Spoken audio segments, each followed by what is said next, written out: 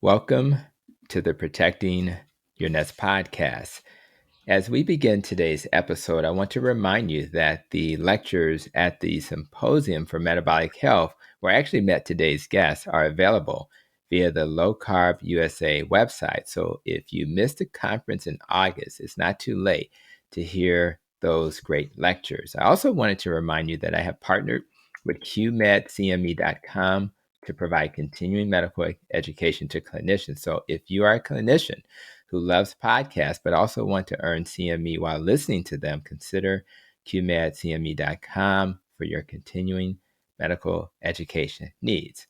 Now, if you are familiar with the term insulin resistance, that's a term you need to know because it's a very important term that really has a lot to do with how we are going to stay healthy.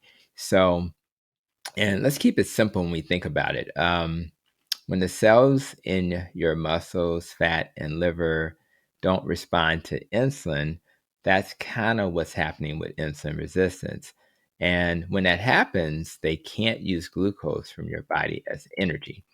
Your pancreas responds by making more insulin, but over time, the pancreas simply can't keep up, resulting, unfortunately, in a high blood glucose level. So, as time passes, this increases your risk for metabolic syndrome, leading to many of the chronic medical conditions millions of people in America, Canada, and beyond suffer from, including the most obvious one is obviously diabetes, but in addition, obesity, high blood pressure, cancer, dementia, and even high cholesterol levels. And when we think about cholesterol in this context, we think about a high triglyceride and the so-called good cholesterol, the HDL being too low. Now, when you consider that only 7% of Americans are metabolically healthy based on the recent study done at Tufts University, and that most chronic medical conditions are related to metabolic dysfunction, you would think that every clinician, every health system, every insurer, and even the patients that they serve would be focused on insulin resistance and metabolic health. Unfortunately, the reality is that many in healthcare are not focused on this at all, which is why I think it's going to take a grassroots effort to shift the focus to reversing insulin resistance and metabolic syndrome. I am doing my part by calling myself the metabolic health doc, and I'm doing that to just socialize the term. But today's guest is another person who's on a mission to create awareness of insulin resistance and, of course, metabolic health. But most importantly, awareness that both insulin resistance and metabolic syndrome can be reversed by making necessary lifestyle changes. Today's guest is Roxana Soetebeer. After suffering from many medical conditions, Roxana found keto, which has forever changed her life. This led to her desire to help others to do the same. And she's doing this via Twitter, and she has over 8,000 followers there with her very active Facebook group called Reversing Insulin Resistance, and of course, via her newest project as a coach with her good friend Joy. And with that, Roxana, I welcome you to the Protecting Your Nuts podcast. Hi. And Roxana, it's so cool to have you here. Of course, we met in person at the Symposium for Metabolic Health in San Diego. And it was just nice to meet people in person, not just the people who are on the stage, but the people you get to know a lot of people who are not on the stage, at least yet, right? Hopefully, That's true. that's on the to-do list, I'm sure. So, um, and I think we met. I think I saw you near the DEXA scan, so we can decide how much uh, fat we have inside our bodies, right? That we can't Yes. see on the outside. And you kind of chatting with my wife. We took a picture together, and that's where we kind of had a chance to, touch base and even plan for the opportunity to have this conversation. But let's start our conversation by helping people understand why it's so important to go to a conference like the Symposium for Metabolic Health. Why do you think that's important for the average person to do? So at first, I was in such a bad shape. I was just too heavy to go anywhere to travel. And then when I saw Boca live, I saw the speakers and I thought, oh man, I wished I was there. And then I saw the lineup for San Diego and I saw that Dr. Stephen Phinney was there. And then I said, okay, I have to go. And now, after being there, I have to say it's been an incredible experience. You meet these people who are, in my view, celebrities. Like they're low carb stars, including you. And you meet them and talk to them, and they're the nicest people. Like they're genuinely nice. They listen to your concerns. They listen. They give you answers. They give you feedback. It was like one big family gathering. So if people are on the fence whether they want to go or not, go. I booked San Diego next year. I booked Boca. I just today booked Denver. So I'm really into that now. It's an amazing experience. You can't get a better hands-on feeling for what this is all about and what it's not about. It's not a cult. It's not a tribe. It's not people who have an agenda. It is a big family, and people really want to improve their health. So anyone on the fence, book it. It's worth it.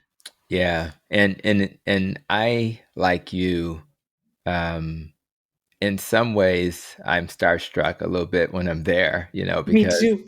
yeah, Totally.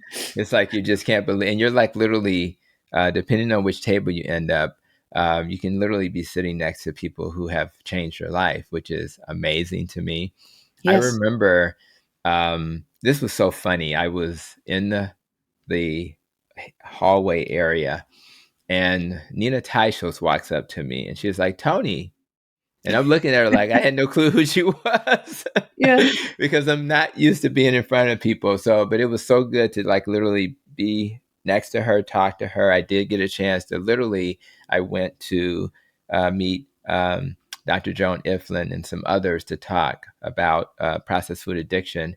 And before they showed up, guess who's sitting at a table? Steve Finley.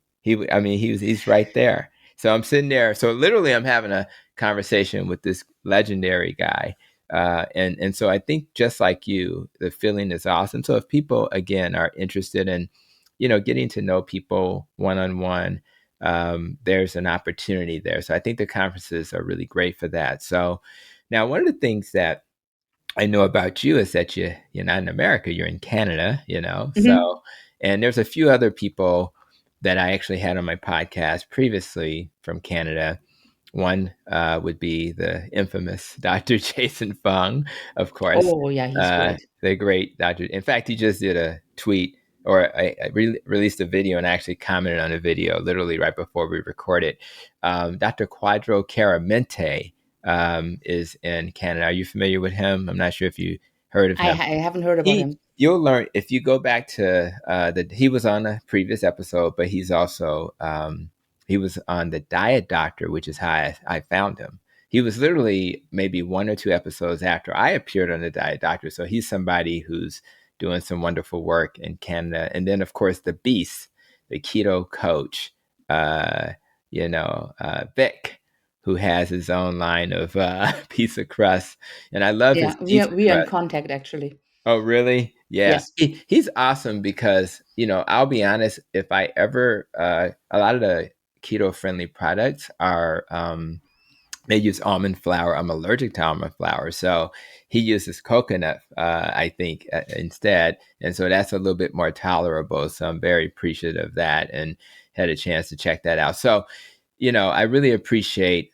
Canada, the clinicians in Canada, the other influencers, people like yourself that are, spreading the message on the other side of the border for me. And I'm curious, how did you guys end up? I know you and your husband went to Canada around 1998. So what led you guys to Canada in the first place? Yeah, it was a business opportunity, but I have to say that North America always fascinated me. The way of life, the way people were service oriented, the kindness and everything. We went to Disneyland, all these places, and I was just amazed how things were different than in Germany. In Germany, it's a little more tight, more. Hmm. I won't say that Germans are grumpy, but it's just when we moved to Canada, we also moved from a big city to the countryside. So that Hmm. was a big difference too. And we just enjoy being in the countryside, not having the constant noise of a city. And it is a really good place to bring up kids too. The Yeah, I school think. system is much better, much Yeah, better. you have to think about all these things. My wife's from the South in America, and we love. I easily could live in a rural environment. It's like there's a Bears game today in Chicago. I'm not going to this game. This is being recorded on a Sunday, but it's nice to be close to that. But I'll be honest, I don't really need those things, and I can always travel to those things. So the country and the life that comes with that is pretty amazing. And I did a little research as I was trying to get to know you a little bit better, in the virtual world, and in that preparation, I saw this news report um, that highlighted you and your son. At the time, he was 13. His name is Philip, and you were assisting your husband because he had become ill. So talk a little bit about that news report I read about and what was happening at that time. That was probably the scariest time in my life. We were watching TV, just some movie, I don't even remember. And he suddenly pointed to his chest, and I saw that he was in distress. So I said, um, I'm going to call 911. Like, if you're making a joke right now, stop it right now, or I'm going to call 911. And he didn't stop. And then his head tipped forward and he stopped breathing. Mm, So I called 911, started resuscitating him. And because I was in such bad shape, I couldn't do it by myself. So that was like late at night, kids were asleep, and I called my son to help me. And for him, of course, he saw immediately what I was doing. He just had a Red Cross CPR training, hmm. and then told him, "Okay, no time to fuss. Just put your hands on mine, and we'll push together." And we did that for 25 minutes until the paramedics arrived. So that's a drawback of living in the countryside because rescue is further out. They delivered a life-saving shock, Mm, and I would say, he completely recovered. mm, Like, that's really rare for an out-of-hospital resuscitation, hmm. and given that it was 25 minutes. Mm, But he's with us, and he's healthy, and in many regards, he is fitter than I am. And so it all turned out well, but it could have really gone the other way. And so it kind of changed my perspective on death, on the possibility of dying. But at that time, I didn't apply it to myself. mm, I wasn't ready then. I think you need to be ready to accept that you need to change. I didn't have the tools then how to change. And mm, everything I tried up to then didn't work. So I'd pretty much given up. mm. Well, I'm so happy that you guys had that skill, and even if it just gives you peace to know that you can do something. What's really painful is to not be able to do something when a loved one, or even as a clinician, knowing that you can actually add value and help somebody when they need it is very important. So I'm happy that you guys were able to help him. He's still around doing his thing, and you mentioned that you were in bad shape, and even as I reflect on that image, and I'll have a link to that in the show notes, but when I look at that image, you look different, right? And Oh, so yeah. I yeah, you just didn't look like you look today. So let's talk a little bit about you know what's happened that kind of got you on your wellness path, because it's clear that who you are today is not who you were back then. So talk a little bit about that journey for you. I want to add one more thing to what happened back then. I didn't just know how to do CPR from watching TV. I actually was trained to do it. And I would implore everyone to do it. Up until then, I thought it's good to have the training. Never know. And then it happened, and I had the training. So the training is fairly easy, and it's easy to apply. It's just something you need to know how to do too. So that's one thing that I would implore everyone to do: get that training. Absolutely. I agree 100%. So for my own, it continued until 2019. My health gradually declined. I was diagnosed with rheumatoid arthritis in my late 20s, and which turned to be a misdiagnosis. It was inflammatory arthritis, but anyways, the treatment was harsh. The medications were harsh. They took a toll on my liver. Um, they took a toll on my like the prednisone that I was on for many years. Helped me getting bigger and bigger and bigger, and then eating. I'm not going to say I always ate perfectly healthy, but I tried following the guidelines.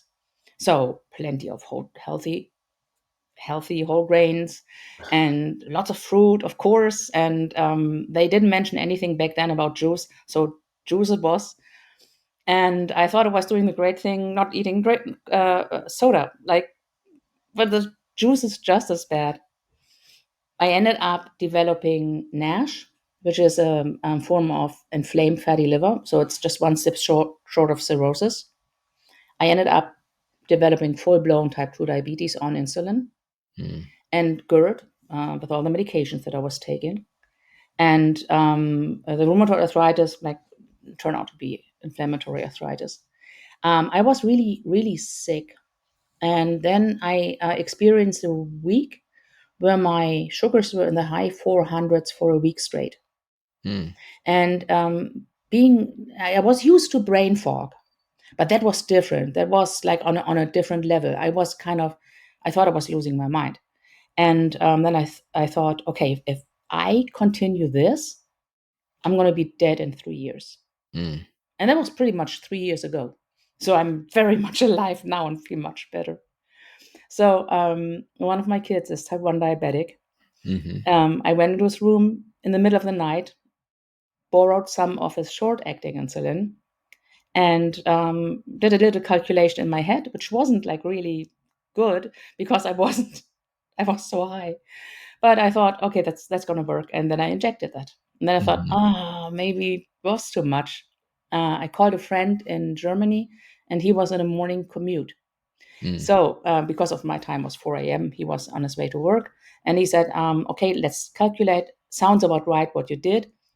Don't fall asleep. Check every half hour and watch Dr. Stephen Phinney." Mm. And that's what I did. I googled Dr. Stephen Phinney and happened to come across one two-part lecture, and it made complete sense. Mm-hmm. I was afraid of keto because everyone says keto is bad for the heart. Keto will help you lose weight, but then you have all the other issues. But his made complete sense, and not just from Mm-hmm. the point of health, but also from the point of sustainability.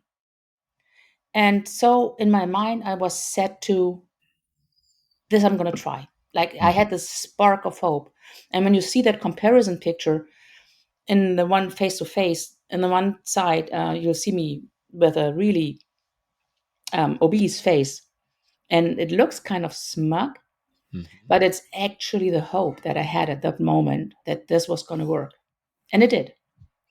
And so that was one of the highlights, meeting him at the conference, being able to tell him, very emotional moment. We took a selfie and Mm-hmm. I was crying in the selfie. But I wanted to tell him for 3 years, and I was finally able to tell him. Yeah. How can't you cry when uh, a video? Uh, in fact, I did see the video that you're talking about, and I'm gonna share that in the show notes as well. And the first thing that comes to mind is, and I've said this on previous episodes, it shouldn't take a YouTube video recommended by somebody to help save your Yes. life. It should not. It just shouldn't. And when I did the intro, I talked about how we need, people from a grassroots level to help lead this charge. And if it takes videos, then we're just going to make sure people get exposed to videos. But we need healthcare systems, insurers, and others to be part of this journey as well. And I'm just happy that you had a chance to meet your hero. And I thank him for all the work he's doing. I'm hoping to have him on the podcast in the near future as well. Um, and I know you mentioned your son being a type 1 diabetic like my wife. I did have Dr. Keith Runyon on the podcast. It's only available in audio right now. I'm working on the video. But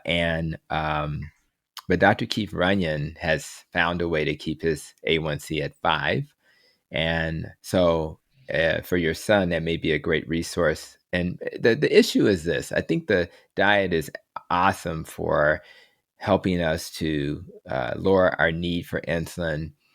But what other factors will, throw your blood glucose off? And I think Dr. Keith Runyon does a good job of saying, let's look at these other factors similar to the NEST, acronym, and let's make sure those things are perfectly aligned. So again, let's make sure Dr. Keith Runyon's book is available to your son and others because type 1 diabetes, there's a lot of hypoglycemia. And what he's managed to teach us is that you can get rid of the hypoglycemia as well. It does require a lot of micromanagement, but I think that's going to be a great gift as well. So one thing real quick, because you mentioned, NASH and type 2 diabetes and GERD and things like that. Two questions. One is, how much weight had you lost on your journey? And number two, what types of medicines were you able to stop because you took this journey? So I was on insulin for type 2 diabetes, but it wasn't really controlled. My A1C was 8.5. Mm-hmm. And given my latest blood sugar readings, it would have been mid-teens the next time I checked. Going keto from overnight, basically, lowered my A1C to 5.6. And then I was still on insulin. I couldn't get off it. Just with keto, it didn't work. That's when I found Dr. Fung, and that got me off insulin in just 2 weeks. Mm. So 7 months of keto, 2 weeks. Two yeah, weeks. fixed the A1C. Let's say that real loud. It took her 2 weeks to get off of insulin. It sounds like by introducing some intermittent fasting to your life. Yeah, I added the intermittent fasting, and that was so surprising. At the time, I wore a Libre CGM, and just to make sure that I wouldn't go low, and I had to reduce the insulin so radically, so fast that it surprised me myself. Mm. And then I was down to, I think, 2 units, and then my doctor said, just quit it. You don't need it anymore. Mm. And so that was after the 7 months of keto. Then the addition 2 weeks, surprisingly fast.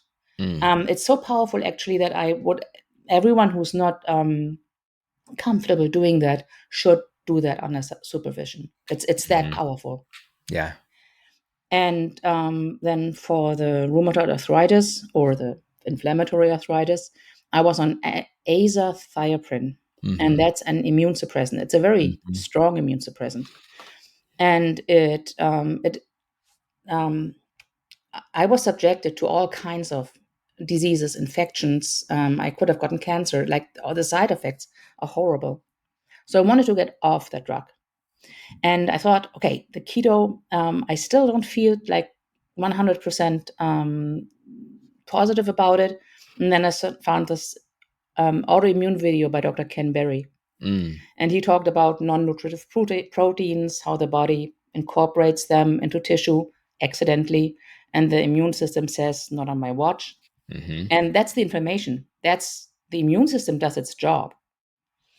It's not really body tissue, even though it was built into body tissue.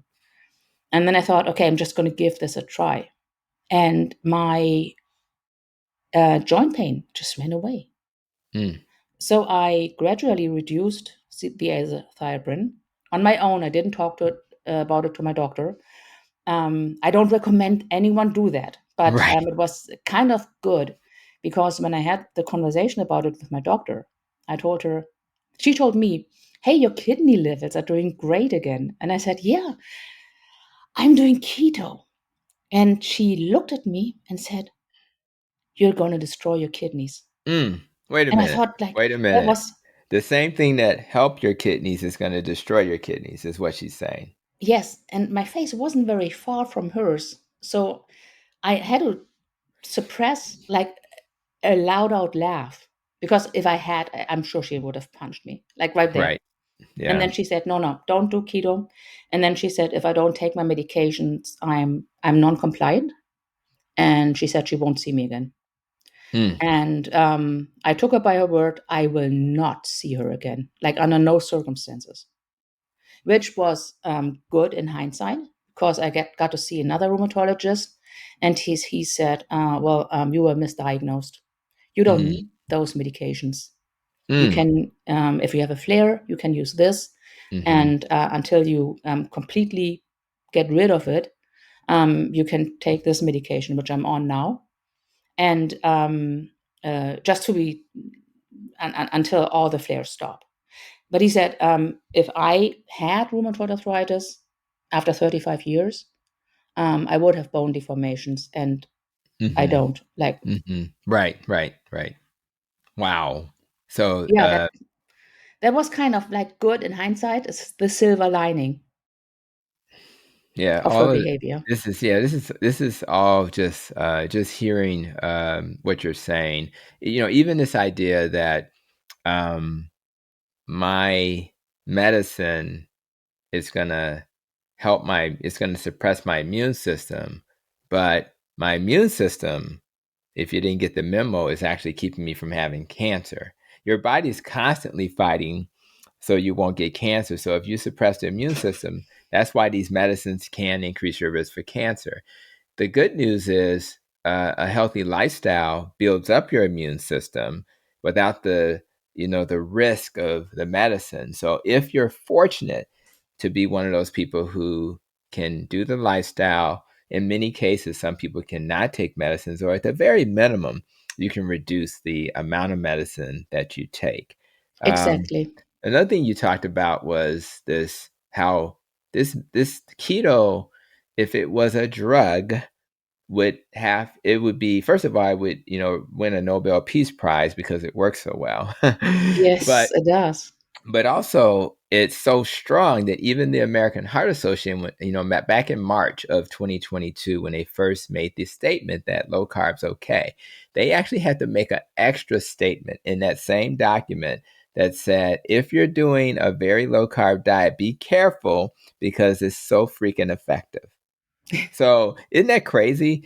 So now we have, first of all, permission from the American Heart Association that a keto diet is okay, and a warning that if you're going to do it, you need to work with your clinician to do it safely. Now, having said that, a lot of clinicians are not trained in metabolic health, which is why the Society of Metabolic Health Practitioners website and Low Carb USA, they have the guidelines for therapeutic carb restriction. And in those guidelines, they'll particularly tell you if you're going to do this, you may have to cut your insulin in half. You may have to reduce it substantially. So I really appreciate all of those talking points, because I think people need to understand it works really well. Now, before you started your journey, you were a very active person. You did a lot of things that you are now starting to do again, I'm sure. So talk a little bit about what life was like before you started having health story. What kind of activities were you able to do back then?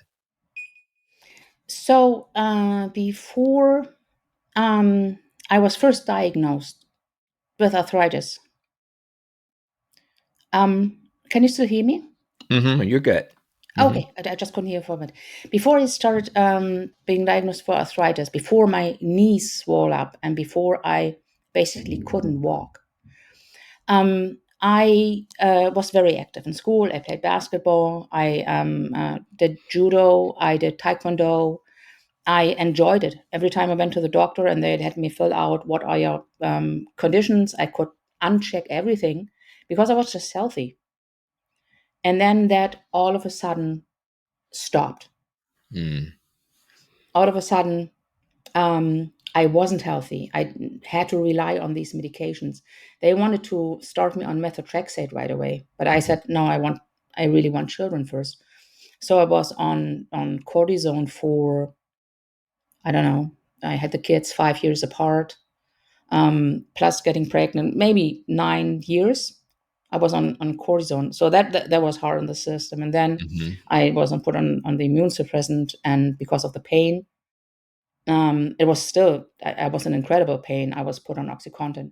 Mhm. So uh, still yearned the exercise.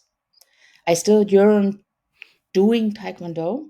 I put all my kids in Taekwondo and loved watching them, but my heart was really, I want to do Taekwondo again. And going through this journey after losing over 100 pounds, I was able to join Taekwondo again. And Mm. I'm going to say it's not easy.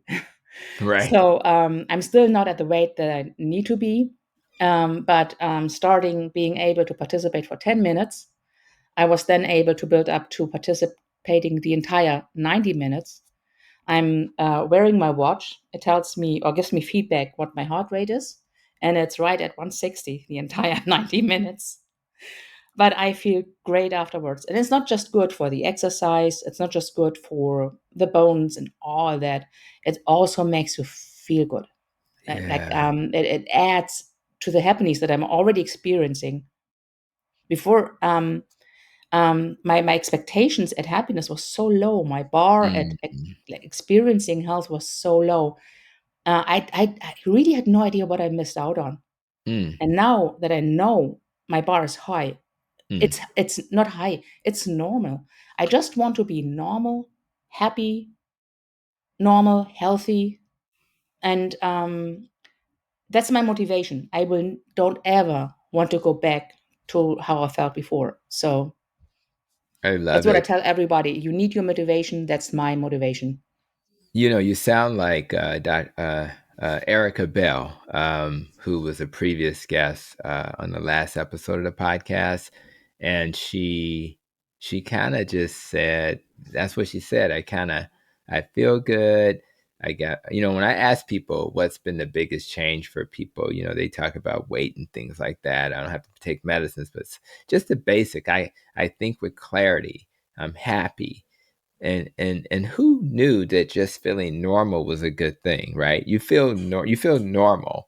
And when I used to have an irritable bowel problem prior before I started my journey, I just wanted to feel normal. I just I didn't want to have to think about where's the closest bathroom every time I went to Yeah. the mall or whatever. You know what I mean? So I just think that that is very insightful for you to just share that. Now you lost a lot of weight and um it sounds like you're starting to get back to doing the things that you did previously, but it's a journey. Any other things that you've been able to do that maybe you're starting to do again or you're looking to do now that you're starting to get your body back to where it needs to be? So I know nutrition is important, Yeah. but it's not the entire thing. Mm-hmm. So what I also incorporate is better sleep, better. I remove toxins from the home. Mm-hmm. So I'm now when I drink water from it's a silicone sleeve, but it is a plastic Oh. bottle. Or Mm. if I drink my coffee, I drink it from a stainless steel mug with a silicone straw, not with a plastic Mm. straw or with Right. a paper straw. Who knows what's in those paper straws? You don't want to know. Well, they may I have don't. a coating. Sometimes they have a coating on the paper that's plastic as well. So even I just recently learned that the paper plates have a coating that make them kind of shine a little bit, and that's still plastic. so And so not soak up the fluids. And they use it in the microwave. right. So you're gonna put the heat on the plastic, which you thought was paper. And so I think, and I always tell people as you're kind of taking your journey, just what is it that you can do to detoxify? This is from my nutrition and functional medicine training, right? So what is going on in your life? So for us, we're transitioning away from plastic, bottles and getting like a nice filter that we can kind of carry to work, with the water, maybe have a home filtration system. So these are the little things that we can do to reduce exposure to toxins. Because once you kind of figure out this keto thing, the intermittent fasting thing, how to reduce stress and sleep You better learn thing, more and more. it just keeps growing. And you don't want to be paranoid. I tell people this, not get paranoid. You'll never detoxify yourself. You'll be living in a bubble like the old movie John Travolta was in. You'll be in a bubble. We don't want to do that. What we're trying to do is mitigate the risk and say, what can I do that's practical? And Yeah. sometimes there are things that you can't change. I can't change the fact that I can't afford to move. And by the way, there's a factory down the street. Some stuff you can't fix easily. But what we want to do is mitigate the things we can control and don't worry about the stuff you can't control. And I think that for most of us, that'll be enough to allow us to live a full life. So I really hear you, and I appreciate all of those thoughts as well. I do want to ask you, because some of the people you mentioned are my heroes as well. So when I wrote my Fix Your Diet, Fix Your Diabetes book, actually, interesting enough, I'm going to change the cover because there's a few things on my cover that are not aligned with my current way of looking at nutrition. So I'm going to change the cover, put the kind of foods I like steak on it instead, just an FYI. Before I completed the book, I had found Dr. Jason Fung towards the end of my writing, and because of what I learned from him, I added an entire chapter on fasting because I had not thought about it as a way to heal. Number one. Number two, I particularly appreciate Dr. Ken Berry and his wife Nisha, and the fact that they're out there spreading this great information as well. And of course, Steve Phinney and what he's done. And thankfully, there's low carb down under and others who are kind of helping to spread the work that he's doing. Now, having said that, your thoughts on, you gained a ton from relying on the internet to learn, right? Some people will be watching this on YouTube. Some people will be listening to it via the podcast app. But so talk a little bit about what's good about having access to information this way and what may be bad about having access to information this way. So information obviously can go both ways. Dr. Ken Berry was one of the first doctors that I did follow. Dr. Jason Fung then followed shortly after. Then I found Dr. Georgia Eade, Dr. Michael Eads. I don't want to forget him. Diet doctor, of course. Dr. Brett Scher is amazing. Absolutely. I found you on Twitter. I found Dr. Eli Jarouk on Twitter. And I have a whole list of doctors that I follow on my website with videos. And so I also found a few keto guys that I stopped following. I heard them say things which I knew weren't right. And then I thought, okay, they are pushing content too much. They put out too much content. And if it's not reliable, like I listened to one video that helped me get off GERD medication. And then I listened to his next video where he said something about type 1 diabetes that just didn't sit right with me. And then I thought, okay, no, he's not reliable. So if he tells me something that's new to me, I can't rely on it. And others don't even have the education to actually properly look at studies and say what they're all about. So I branched out, and then I circled in on those that really mean a lot to me. And one of them, of course, is Dr. Stephen Phinney, Dr. Jason Fung, Dr. Ken Berry, and his wife Nisha. With Yes. Dr. Ken Berry, I found everything he said checked out. So that impresses me. He puts out a lot of content, but everything he says checks out. So And I he also can, he keeps the links, like he'll always link to like the science to support yeah. his And he perspective. also says, don't believe what I tell you. Check this, check the That's science. right. That's So right. he said something that struck me as odd: when you have a soft tissue injury, don't put ice on it. And I said, all right, well, what's this about? And then I checked it out.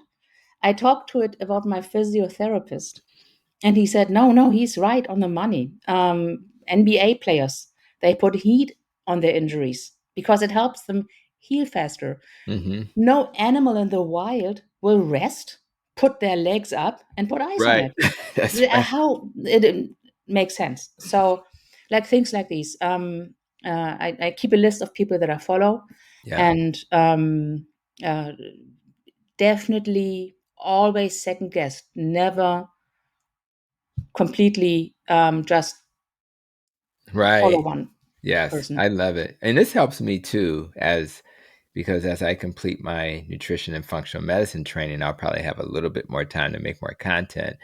And it sounds like, so your message is, I'm just hearing you. Number one, make sure don't just put content out there for the sake of putting content out there. Make sure that what you're saying has a certain level of evidence based. And that's what I like about the diet doctors, that they not only do they make sure it's evidence based, but they will tell you what they know and what they don't know. Right. And so Yes, this is where we are. This is what we know. I'm just giving you information for you to make your own decision. And I think that how Dr. Brett Scher, Dr. Andres Einfeld, how they frame that conversation is really important. We don't know everything. This is what we know so far.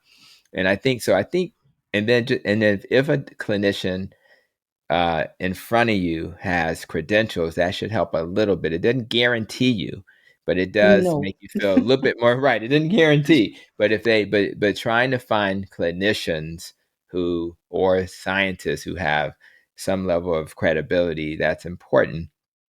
Mainly because if you're gonna, if global warming is real, right?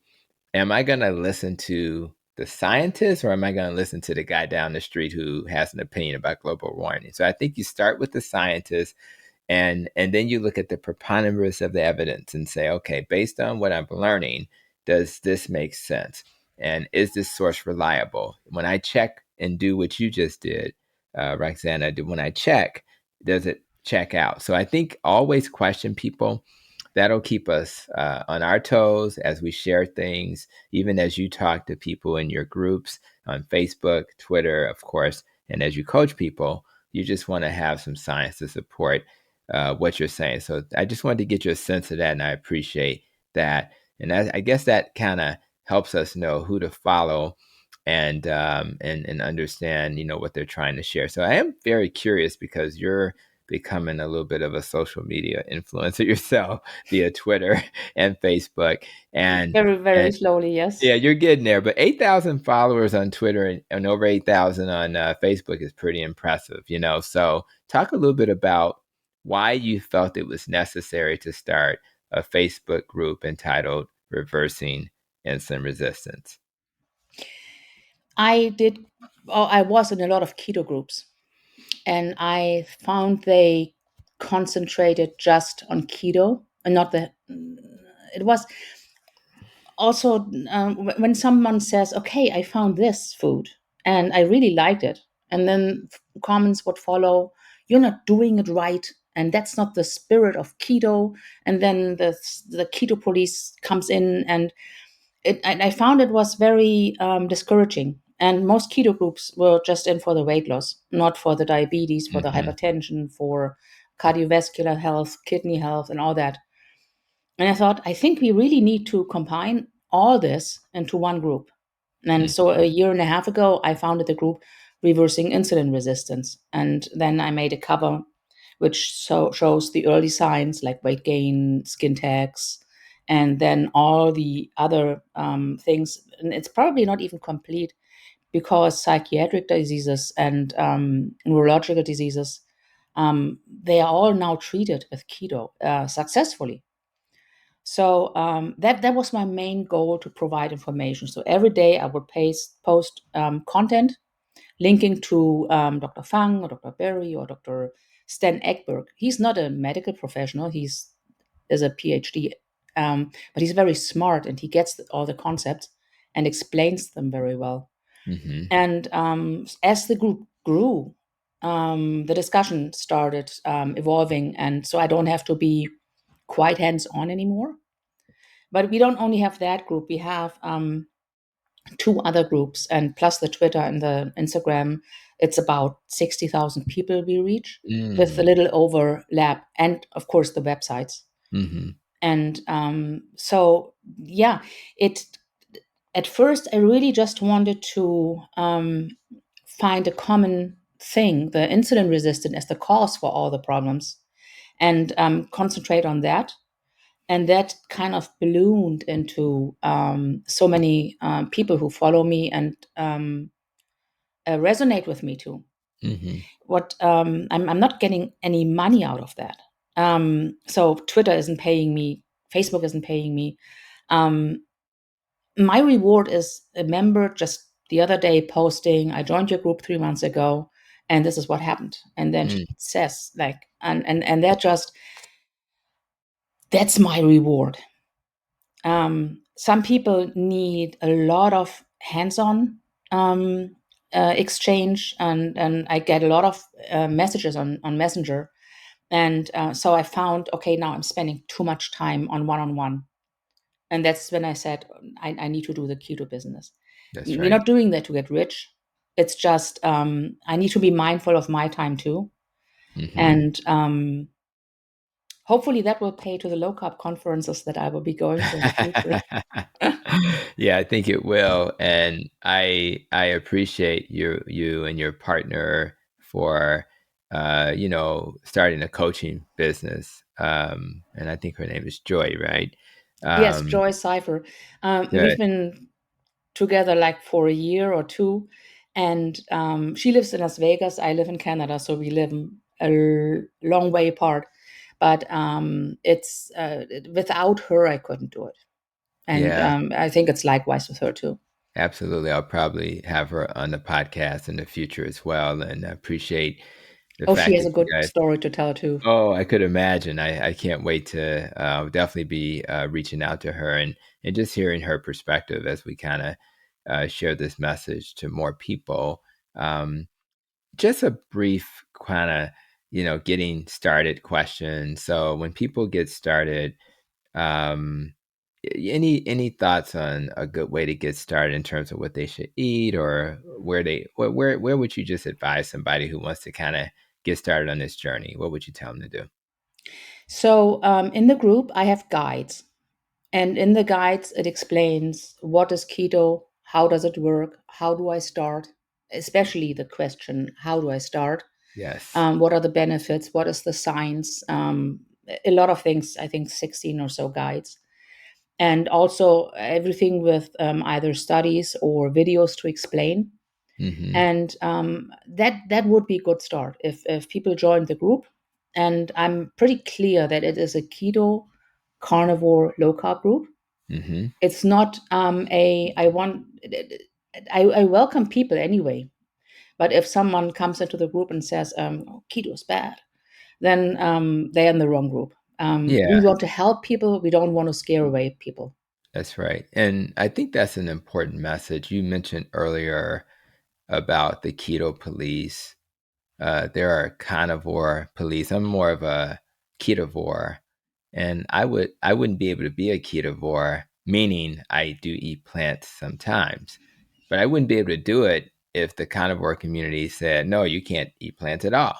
It's a ridiculous premise because everybody is not needing to go all the way to the extreme, because it depends on what your body can and can't tolerate, and your body will tell you for the most part what that is. So I think the message that we really want to share, we're just trying to achieve metabolic health, so, and reverse insulin resistance. So whatever it takes to get us there, we'll do that. There's no need to be in this mentality where if you don't do it perfectly as someone sitting next to you is doing it, that you're not allowed to be in that group.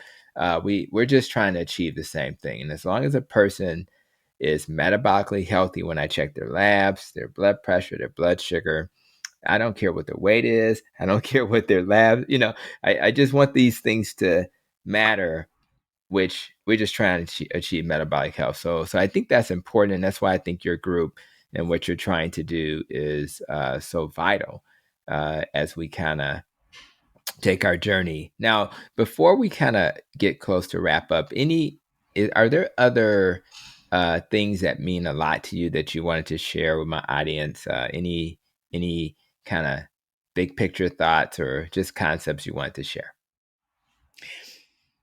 So when entering this or starting this journey, we all start from different starting points. Like mine was, I was severely sick. So I had to do different measures than a person that is 20 pounds overweight and pre-diabetic. They have a don't have to be as strict as me. That's right. That's one thing. Also regarding the keto police, there's not just one way. Certain things are universally true, but for the most part, everyone can have their own journey.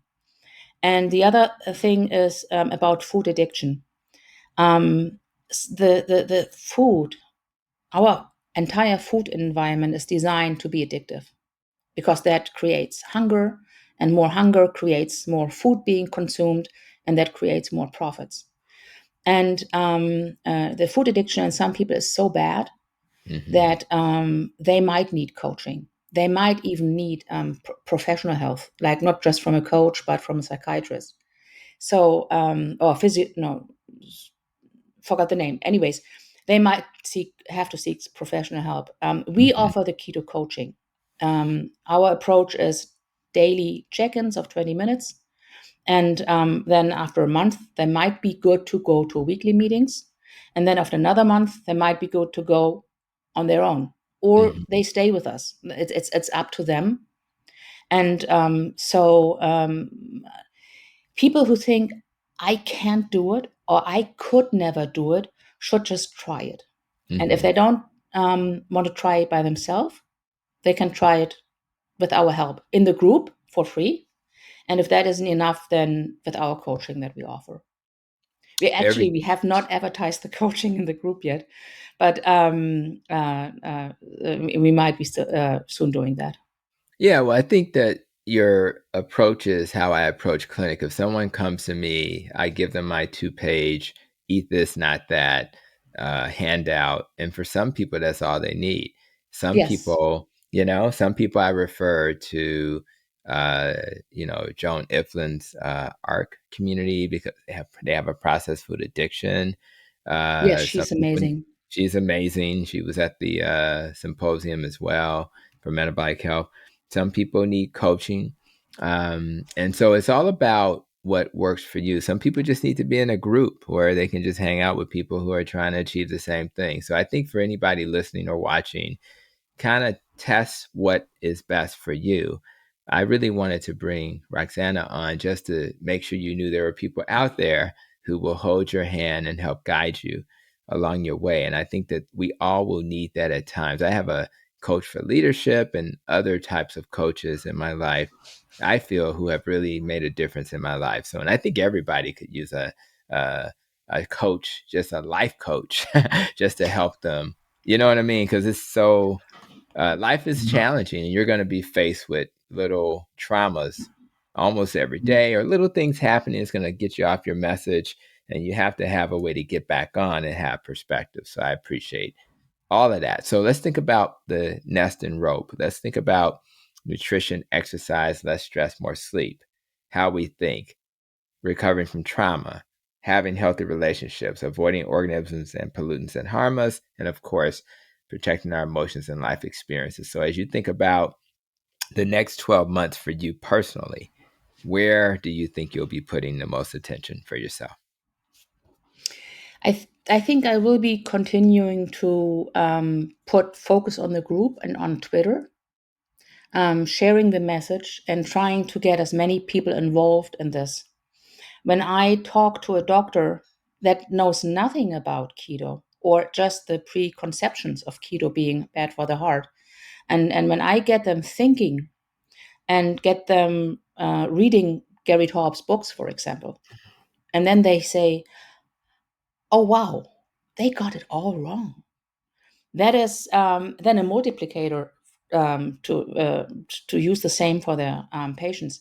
That's I'm trying to really spread the message. I want to inspire people. I want to tell them it doesn't matter in how bad of a spot you are, you can get out of it. Because I'm not going to say I did it so you can do it, because that's kind of cliche.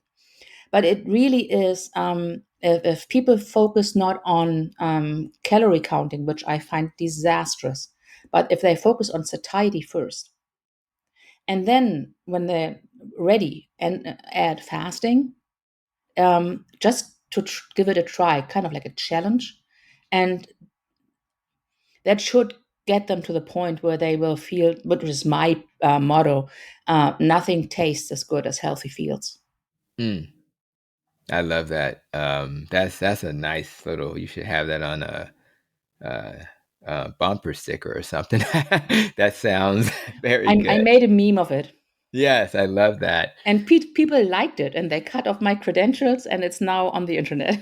Seriously, you Yes. that is a nice. I love that. I hadn't heard that until now, so I love that.